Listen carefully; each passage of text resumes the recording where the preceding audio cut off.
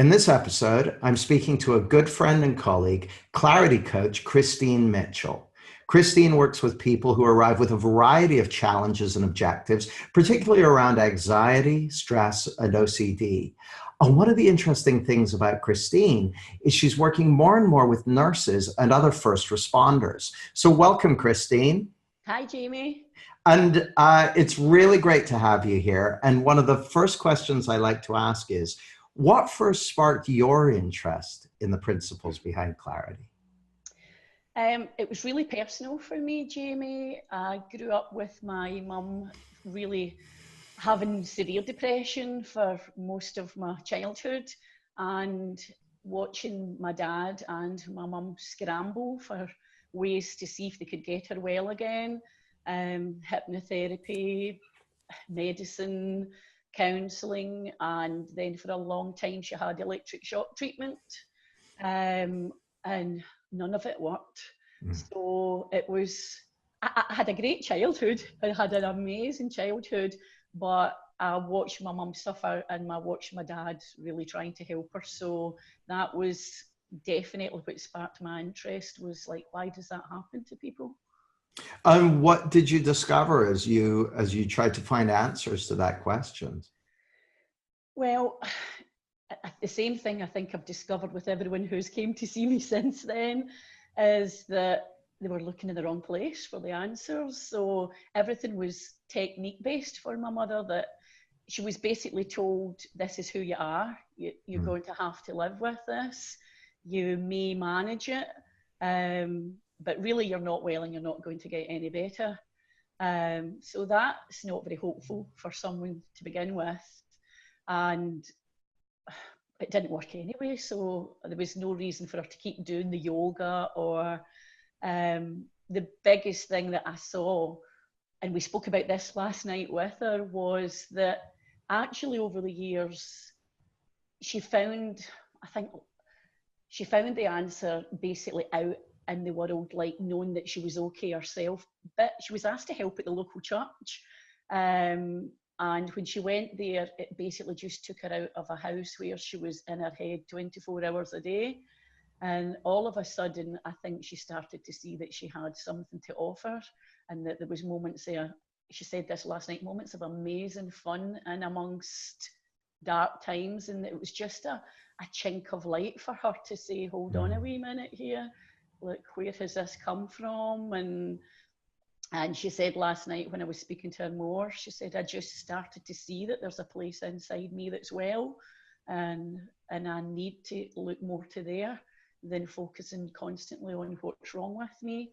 And we both know now that there only is one thing. She had a real misunderstanding from where these feelings were coming from. And I think she really believed it was coming also from past experiences, because she lost, she had a baby, a stillbirth, and they told her, like, this has happened to you, so you won't get over that too. And there was so many reasons they told her she would be stuck and fixed. So I think she just started to see that she wasn't. Just nothing, no counselling did it, no, just actually a love for children, helping at the Sunday school, and getting in among people, and maybe just for an hour a day, not being stuck in her own head. And she just, a tiny, tiny chink of light for her, just kind of sowed a seed that ended up where she is now. She's absolutely fine. There is no lasting damage to her.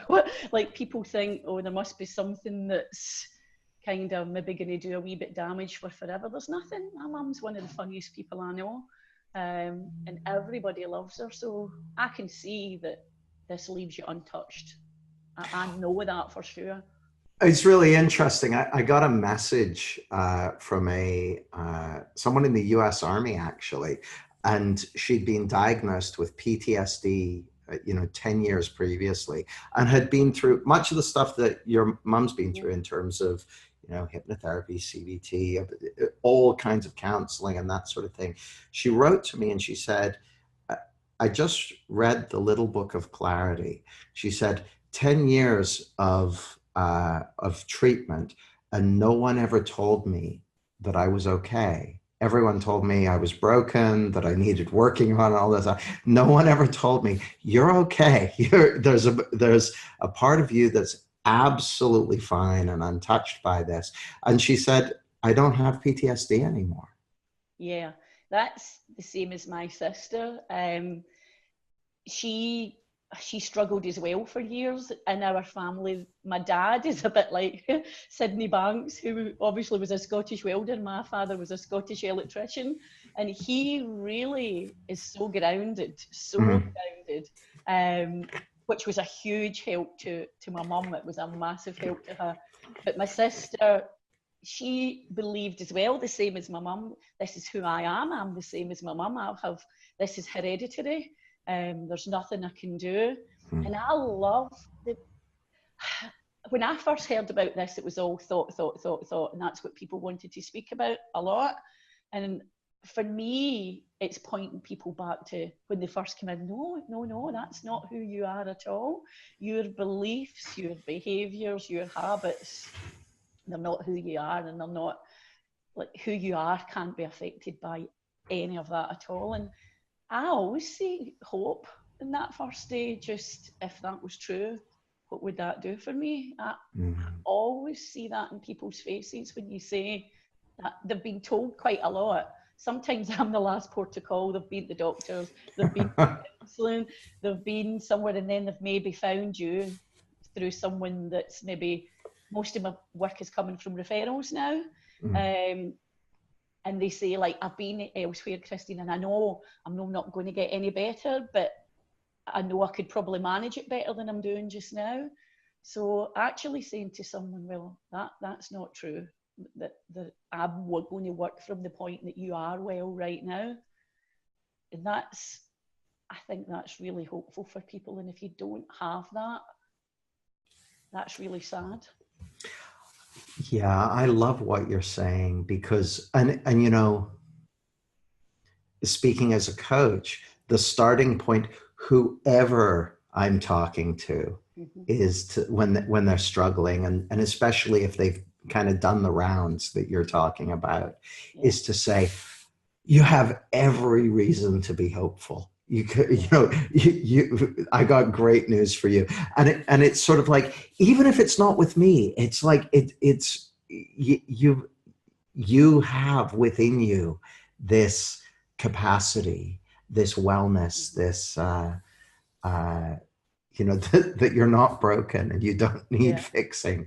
That, just when people, what I can hear in you, Christine, is your certainty Oh, of yeah. that. So when did that happen? Where did that come from? That certainty, that knowing that people have this.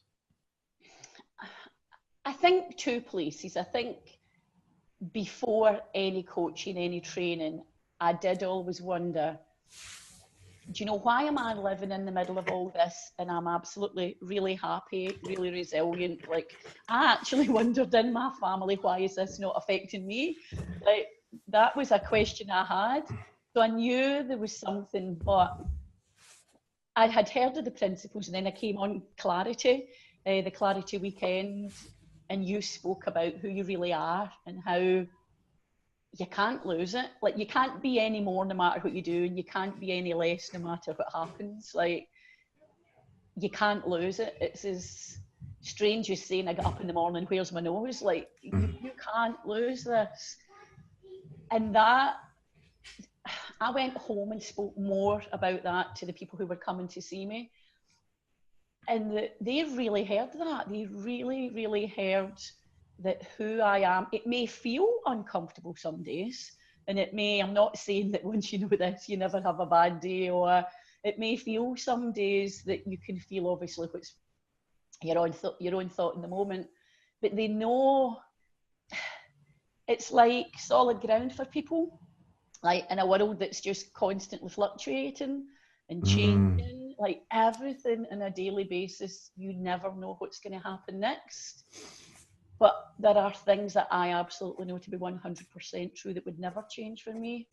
And I just find that real solid ground for people. Well, now here's the thing that occurs to me, because I remember you getting in touch with me after that first weekend of Clarity Yeah, Coach training and saying how all of a sudden something had fallen into place with you. yeah. And so I know that's not just about kind of hearing something intellectually, having No, me say, no, oh, there, you're fine, you've got this. no. What was it that you, what was it that you heard, saw, felt that weekend that gave you that certainty that had you realized that this is solid ground for you? Because I know that's what your Yeah. clients are picking up on. What was it? What was it? I think you spoke, like, I've always been quite a controlling person, as in not with people in a bad way, Jamie, but just trying to fix my own life. This has to be to feel safe, that if I do Mm, this, it'll be okay, and kind of running about at 100 miles an hour. And you spoke that weekend as well about how there's something so much bigger than us that's behind us. And I got it when you spoke, first of all, from the physical side of things, that obviously when we have a cut, we don't need to look at our arms for it to heal, that all that's going on without it. And we even know to keep away from that. Like, there's real common sense there. Don't touch that. It knows what to do. mm, And I could hear that. And I know even from helping people lose weight, we we know when we're hungry, we know when we need to drink. Like, there's so much intelligence going on in the background, but I never thought about it so much from a psychological side of things. I knew the physical body was.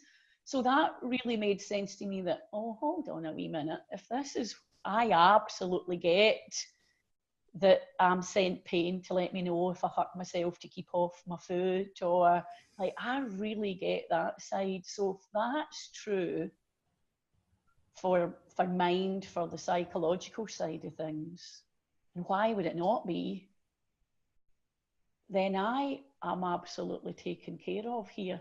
And, mm, and I can absolutely trust, maybe even just to begin with, is this true? For me, it felt true.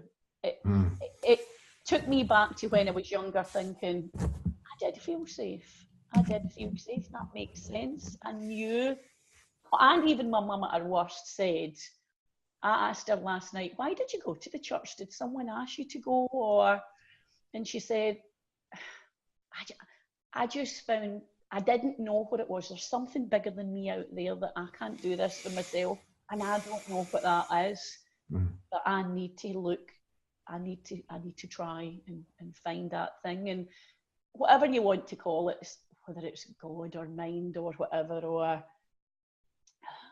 I definitely trust that the kindness of the designer being human, that, mm, yeah, even in my worst days, I think, yeah, this doesn't feel so nice, but I know it's not affecting me. At the core of me, it's not affecting me. That I am mm, safe, I am well. That, as I'm even noticing this, there's something in me self-correcting somewhere. Even just that mm. I'm noticing this, I just find it quite peaceful, Jamie. I don't know if there's any other word that I can think of. Safe, peaceful. Um, I think that's two important things to feel in life. Mm.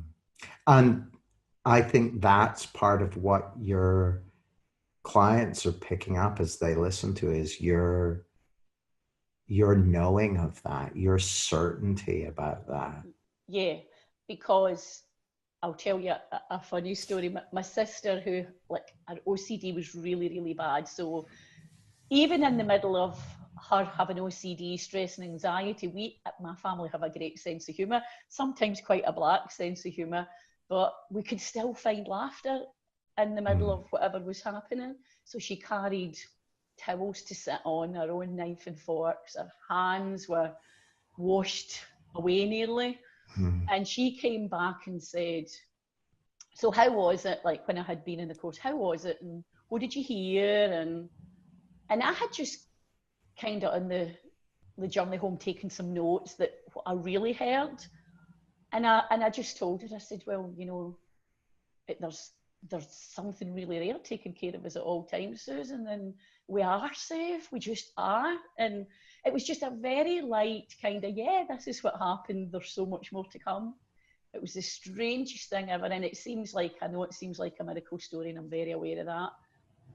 But she heard, like, she began to cry that day because she had said, well, why has nobody told me this until I'm 45? And I don't know, Susan, why. This is why we need to get this out there and help people. And she's great now. Now I haven't coached my sister. We've just had a conversation of, what did you hear? And I told her. And obviously I hang around with her, so we have more conversations now. But she doesn't carry a knife and fork or a towel to sit on, because I know she feels safe now. I know that her innate well-being is not dependent on a knife and fork or a towel. Or, I mean, she has gone swimming, Jamie, at a local gym, and then thought someone's maybe touched her towel or used her towel, and swam for another 2 hours because she didn't know how she was going to come out and cope if someone else had like touched her towel. And that's not freedom. That's like a prison for someone. So we have a joke about it now, because sometimes an old thought comes up. If she sells cars, and if people used a pen and they put it in their mouth, like she would have to put it in the bucket and things. And we laugh now because she'll say, oh, I don't have that anymore. Like, what am I doing? Because the old thought sometimes kind of appears like, oh, you touched that. And then it's quite funny now because we both look at each other and she's like, I don't have that. What am I doing? So are you saying that she basically, tell me if I'm overstating this, literally one day she had OCD, you came back and had a conversation with her, she asked, what did you get? You told her, and then she didn't have OCD anymore? Yeah, I would say 99%. There's the odd day where maybe something that are working. We know this is an explanation for life, Jamie. Like, it doesn't prevent things from happening. But like, there was one of the days she said, you know, at my work today, like, I did put a couple of pens in the bucket. And I said, well, but it was just a kind of, oh, like, isn't that interesting? Rather than, oh, what does that mean about me? I've gone back, this didn't work. So she's kind of just like the rest of the human race now. She has, do you know, that roller coaster where we're just, but she's well aware of what's creating her experience now. Like, she knows it's not what's out there. Yeah. And it's like, that's just me today. Do you know, I just lost sight of that for a minute. The impression I get as I listen to you is like, my way of thinking about it is like, I did this, I lost sight of it. Oh, big deal. So what? Yeah. It's like no big deal. Christine, just a really quick one. I don't know what your video's sitting on, but it's bouncing around, so it's moving which means the video shot is jumping around all over the place. Can you put it on something that isn't moving? You know what I've done? I've sat back, Jamie. I think I've leaned on the table, and it's me that's moving it. So I'll sit back and not lean on the table. Okay, cool.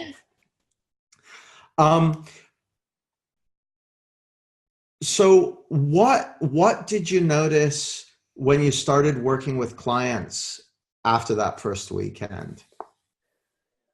A bigger impact, just quicker even, like, really.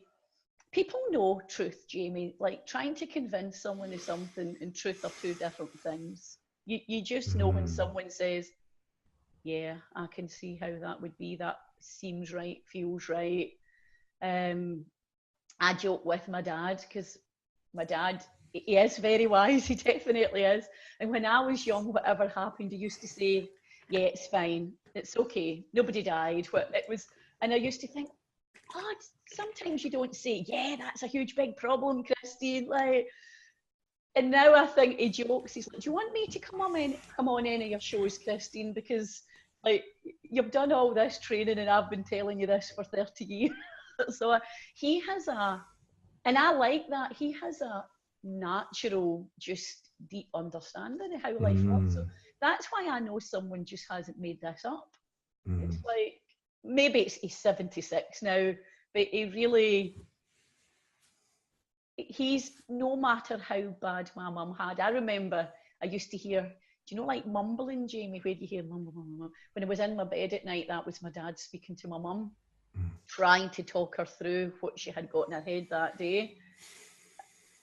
I don't think there was at any point my dad didn't think my mum was going to get better.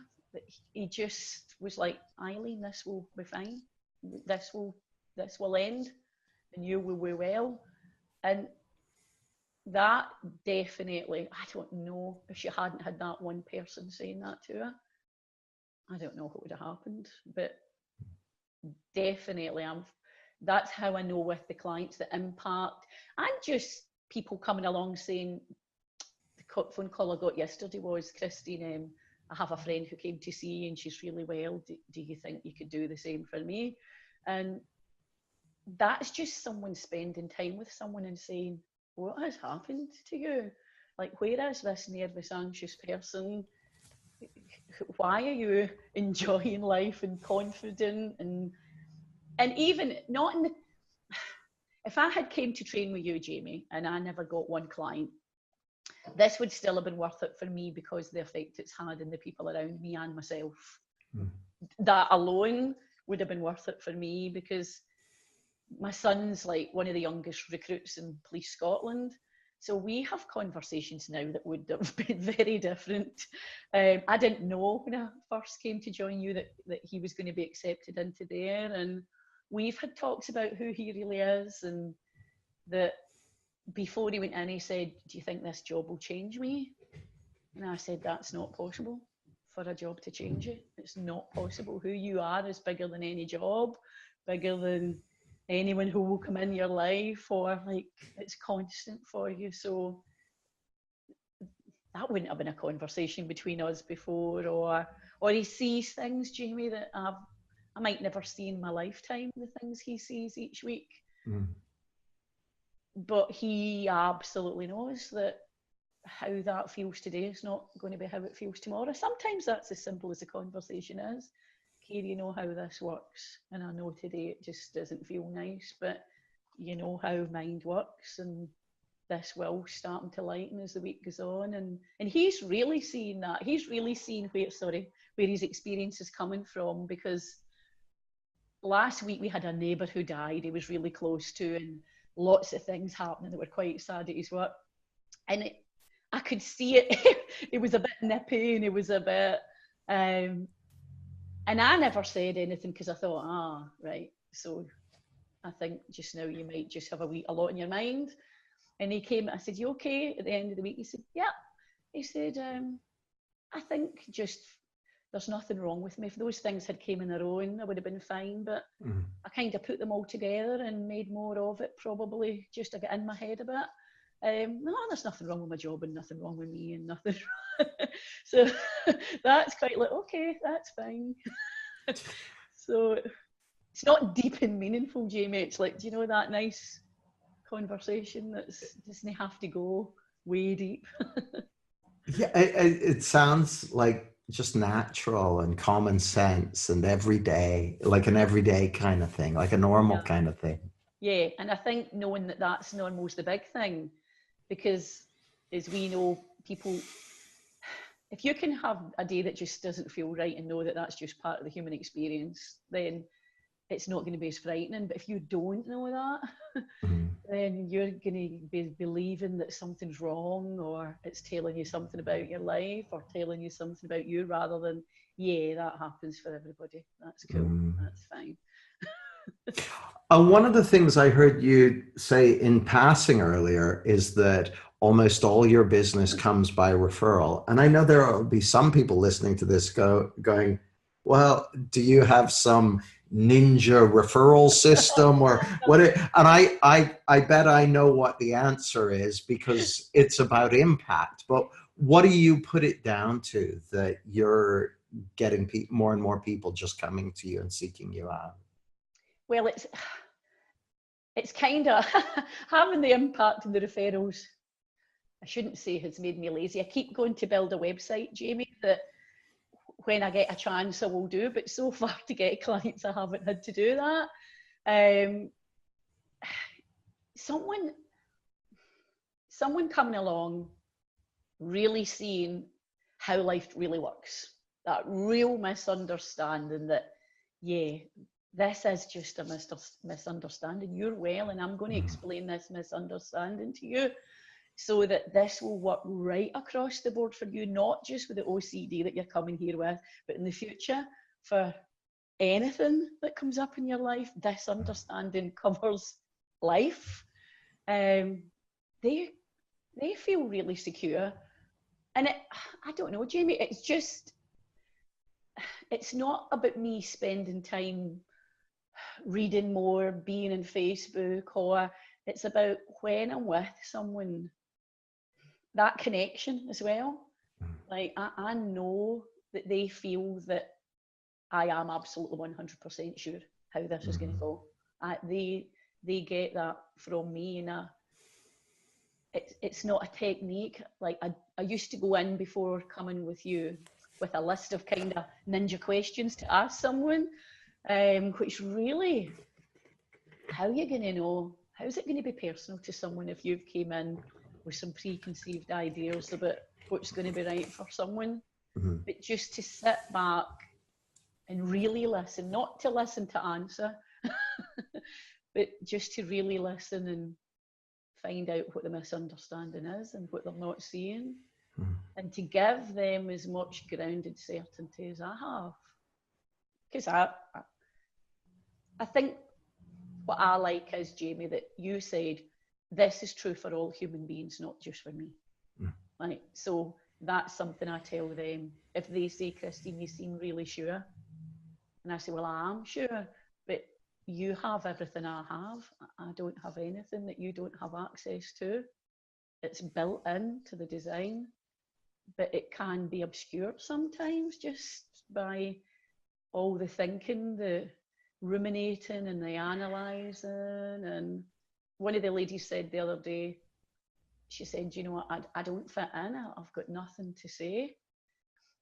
I don't have conversations with people. I can't think of a thing, which puts me under even more pressure. And I said, yeah, you've got a busy mind.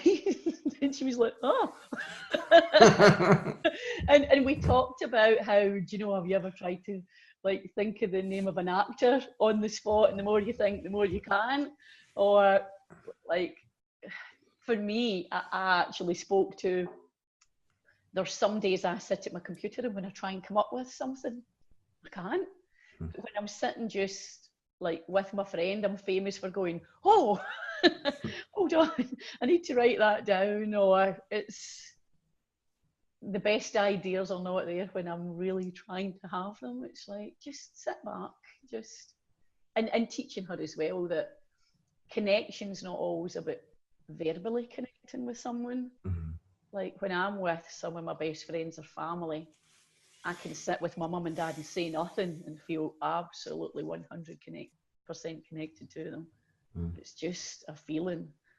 And it's simpler than people think. I think it's simple. I think people make it complicated.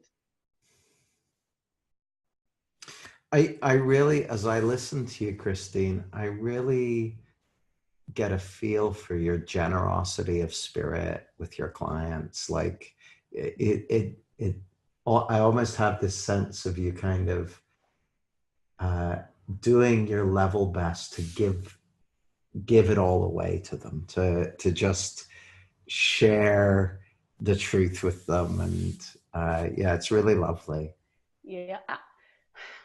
If someone had done that for my mum or my sister years ago, I would have been eternally grateful for that. So I try to think, if someone's sitting in front of me, that's someone's daughter, that's someone's mum, that there's someone behind that probably worried as well.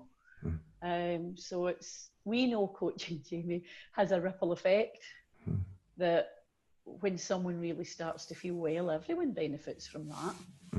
Them joining back into life again and integrating, basically, for my mum, back into society. My mum has dedicated her life to helping children. It's been children at the Sunday school, at the Girls' Brigade, and then she got a job as a classroom assistant. And really found something that she loves.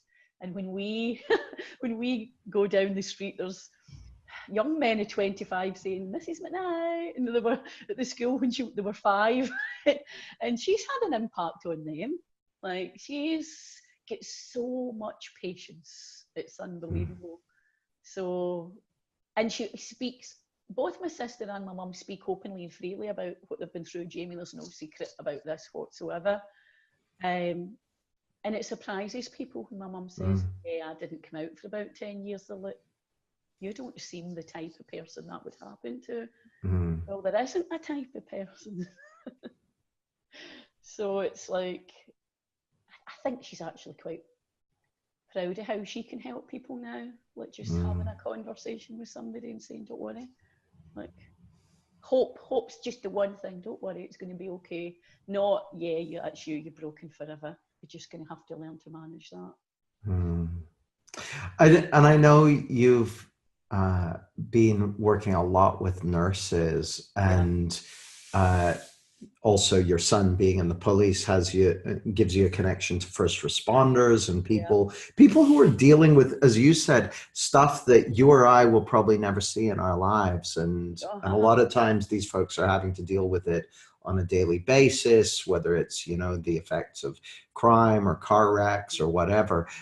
What are some of the things that you're seeing as you work with people kind of in the front lines of our society? I think sometimes there's a belief that it will have an effect on them, that it is going to change them in some way, and that there could be some kind of lasting damage. So getting them to see that, I know that it would never, I don't think you would ever get used to seeing some of the things that they're seeing, but that's okay too.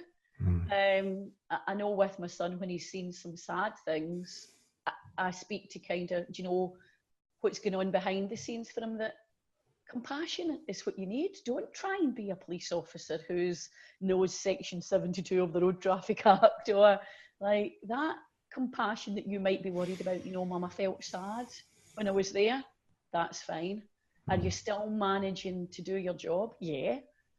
So we've kind of helped him see, and the nurses, that regardless of what's happening or the state of mind that they're in, sad or whatever, they can absolutely still perform at their best.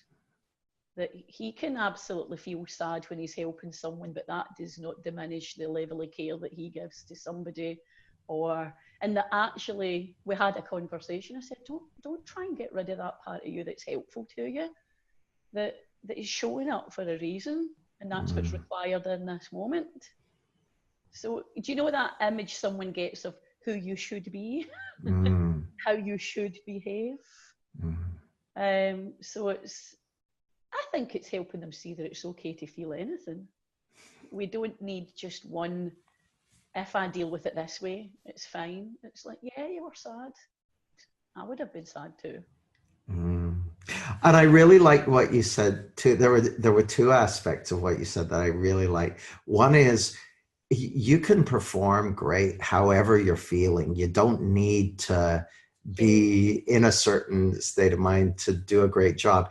And not only that, but open to the possibility that the feeling you're in, the state of mind you're in, the thinking you're in at this moment is exactly what you need for like, there's intelligence in there. I love that. I see that in two places. Like, with my nephew and Keir, there's a few of my family in the police.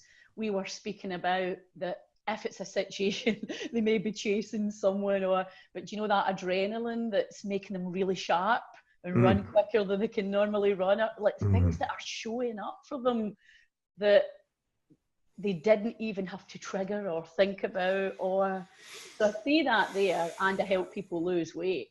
And if I had a pound for every time someone says, I'm not in the right state of mind for this.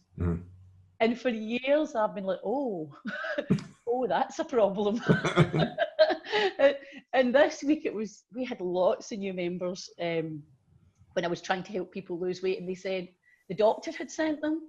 Like, so do you know someone who kind of doesn't really want to be here but knows they have? Yeah, they've been told. Like, yeah, I'm kind of not really wanting to do this, but I won't be alive if I don't. So, Mm, and I have grandchildren or things like that. mm. Not in the frame of mind. And I think maybe the lightheartedness of me that that's not a problem. It's not a requirement. And they're like, what? It's Yeah. not a requirement. Do you have a job?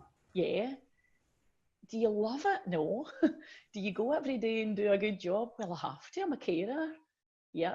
Why would this be any different? Like, Yeah. put in a box quite a lot with the other side of my life that fitness or looking after yourself and being healthy requires a different state of mind from everything else in life. And if you don't have it, yesterday I'm starting to run again, and it's a thought, Jamie. It's an absolute thought. Once I get fit, I like it, but I don't like the beginning part again. And the running coach had texted me and said, I'm coming with you. And I had, oh no, oh, he's going to make me run more than I'm, and all of this thinking. And he never said a word when he ran with us. And I was like, how long have we to go? How many miles is he going to? My mind was doing just what everybody else has done, till I was like, oh, like you're not feeling anything but this run. You have a narrative that's just triggering up some feelings of he's going to make me run faster than I want to, and we went out to run 5 miles and we did 9, and it was just kind of saying to myself, come on, Christine, like, just enjoy the run and stop when you want to, but nothing that's you're feeling has anything to do with a running coach coming alongside you. Mm. And like you're just feeling your own thought taking form in the moment. And I was like, oh, and carried on running. And so, yeah, getting up at 7 a.m, this is an idea. But I love how you said it's like uninspired action. I find 100% might be a big shout, but it does change to inspired action. It does. Yeah, it's funny. I always think of HIIT training where I basically I'll do like eight sprints with Yeah. like a minute and a half of rest in between, and each time I'm like, oh, I don't want to do anymore. I want to give up. It's like, okay, thanks for sharing. Okay, Yeah. it's like, oh, this is going to be the last, and it's like I'll have all this stuff going on, but it's Yeah. like, okay. Meanwhile, Yeah. I'm showing up. Yeah. Yeah. Christine, that's all we got time for today. But where Thank can people find you if they want to reach out to you or want to connect with you or want to get some help with whether it's weight or OCD or any of the things we've talked about? Where can people find you? Yeah, so just until I get my website, it's Facebook and it's Christine Mitchell Coaching. My details are on there and my phone number's on there, and just pop over a message or give me a call, and even if it's just for a chat, and I'm happy to help anybody. And I'll link to you in the show notes as well. Thank you Yeah, so much, thank Christine. It's you, been a Jamie. real Much pleasure. appreciated. Thank you.